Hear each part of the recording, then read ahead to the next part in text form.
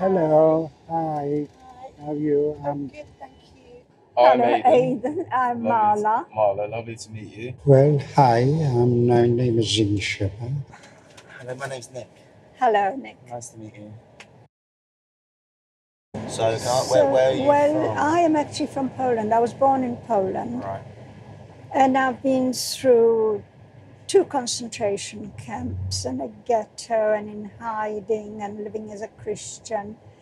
So I have experienced all the different sides of the Holocaust. What age were you? Well, I was nearly 9 when it Yeah. started. I was born in Poland, in a city called Łódź. It was the second largest city of Poland. Unfortunately, when I was about 3 years old, my parents got divorced and I was brought up by my grandparents. My mother left and I didn't even know where she was, whether she was alive. But I was growing up. I had a very good beginning to my life. But then, of course, the war started.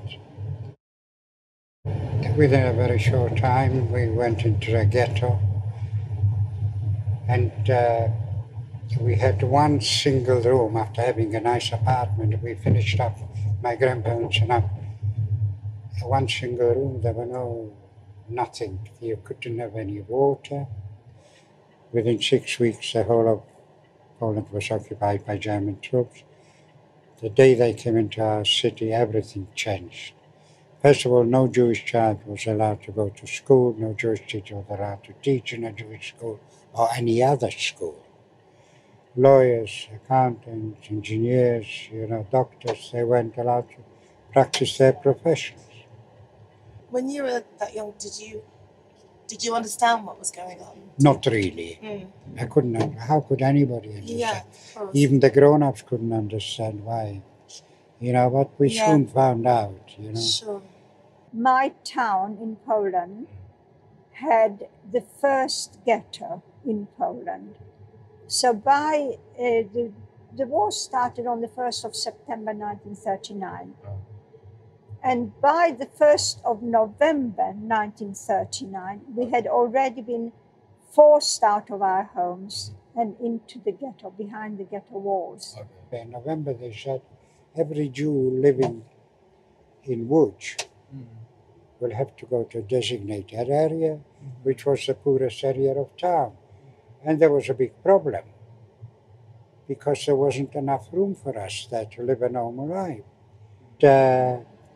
If I was lucky, or the chap that was giving out the soup dug a bit deeper, there was some vegetable in it and a piece of meat even. It was horse meat. And people always ask me, students especially in schools when I speak, how could you eat horse meat? I said we would have eaten dogs and cats and anything. When you are starving, you don't know what starvation is, and I hope you'll never find out what starvation is. But finally, people were deported to their deaths, but I managed to survive because my parents made arrangements for me to be outside the deportations, to go to another town and live with Christians. They told us that because we will have to report to the station. When I came to the station, I didn't see any trains, so my grandmother said, I was standing in front of you. I said, they're cattle trucks. That's all there is. Oh, they packed us in. The guards had a problem closing the. It was so many people inside, There was no room to sit down. People were sitting, but people were right on top of them. Yes, yeah. And one early morning, the train stopped, and through the slits, I saw the word Auschwitz. I didn't have a clue what it was. The guards came over and told them to put the baby down and go to the other side. Well, can you imagine a mother doing it? She didn't do it, so they even shot the baby. Oh, my goodness. They didn't care. Then they told them to take him to the showers, but it wasn't showers. They were poisoned. They put a German guard went to the back of the building, threw some cyclone B gas in there. Within 20 minutes, everybody in that room was bad.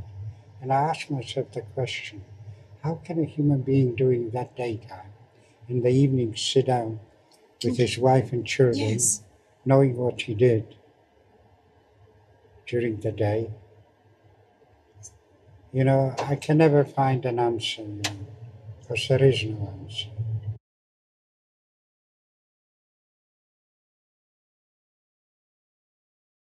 When they got deported to the actual camps, Well, did they maybe look there were at the Bible? camps like Majdanek, Sobibor, Treblinka, and loads of others.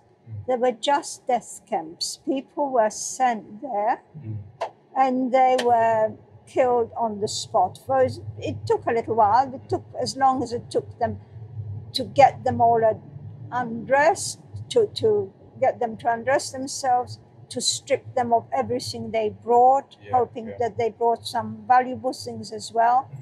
All that was taken away. They had to go into the gas chambers. Can you imagine that there are camps that only lasted 10 months or a year, that they're worse even than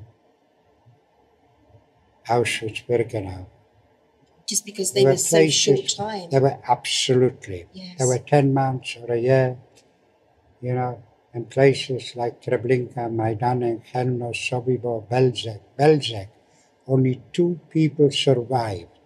And one of the people from Holocaust Education Trust wrote a book about it, of all the places.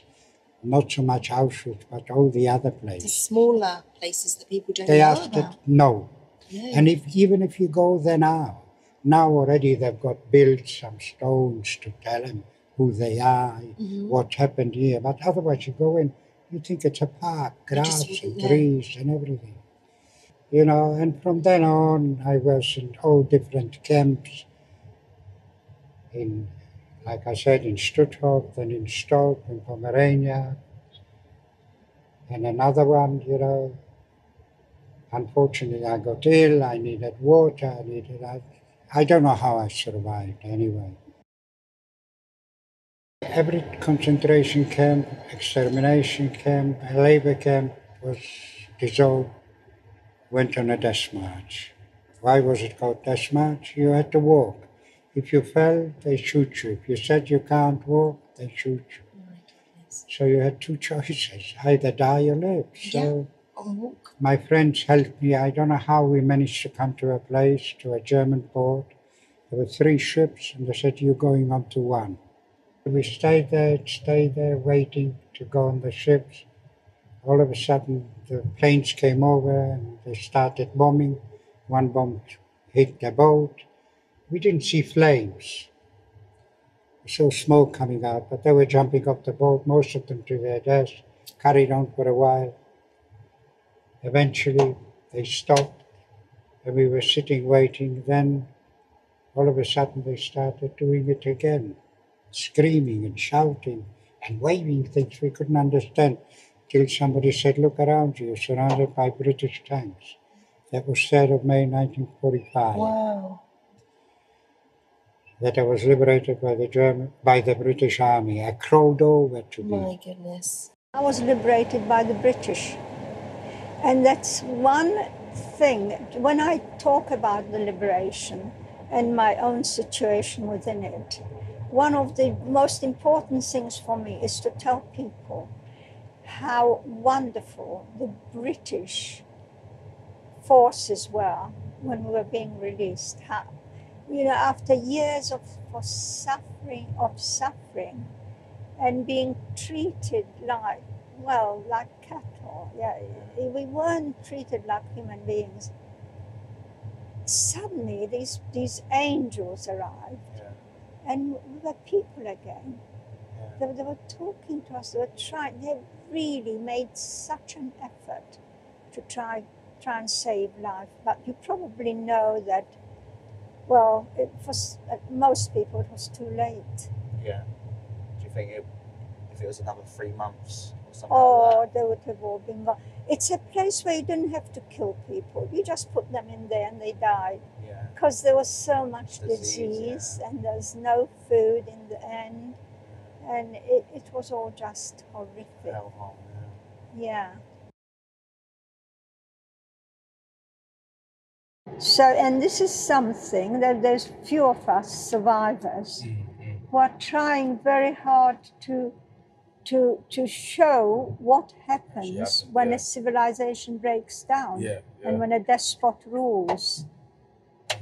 And you know, it's my hope that the young people learn something from it, and because they are the future of the country, that they will do something about it, that they won't let it happen again. And of course, we've got all the sort of lots of anti-Semitism. There are the deniers, and this, after all these years, all the terrible, I don't know what to call it, is rising again. Yeah. And you know, sometimes people say to me, well, why is it difficult for you to speak? And of course it is. It's emotionally very demanding and very draining. And so you can follow it with the question, well, if it is difficult, why do you do it? And I feel this responsibility to do it. Because didn't get the chance. Exactly. Yeah. Yeah. I'm really speaking for those whose voices have been silenced. And also for people to see what discrimination and this sort of discrimination and intolerance and what it leads to. And we must guard against it. And all I can tell you, I had the most wonderful life. Today I've got 2 daughters, 4 grandsons, Wow. 2 granddaughters, That's a miracle. 3 great-granddaughters. Really? That's why Wow. I always say, I wish I could see Hitler now. I would say to him, you see, you killed 6 million Jews, 1.5 million children, over 1 million Poles, and 50% of the Gypsies, and so on and so on, you know, but you didn't succeed. No, it absolutely didn't. My family is proof. You must never give up. And I say to people, and especially to young people, whatever you do not hate. Hate will ruin your life. Hate breeds hate, doesn't it? You know, you'll hate everybody, including yourself. Yeah. And look, I'll hate people. Would they know I hate them? And if they would, do they care? Exactly. Do they care? Yeah. It just gives you a negative feeling. I can tell you one thing, I'll be the one to suffer. For you to be able to say that is very humbling. No, and you know, and people know me about it, the man that doesn't hate.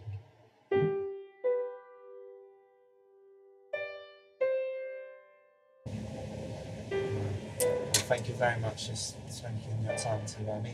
You're welcome. Pleasure. Yes. Well, it was lovely meeting you, honestly.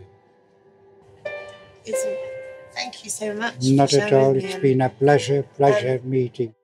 Well, what we have to take from it is that it must never happen again. But what an honour to talk to you. Thank you very much It's for your been a time. pleasure. Thank you very much. And you keep well. Yes, I will. Thank you.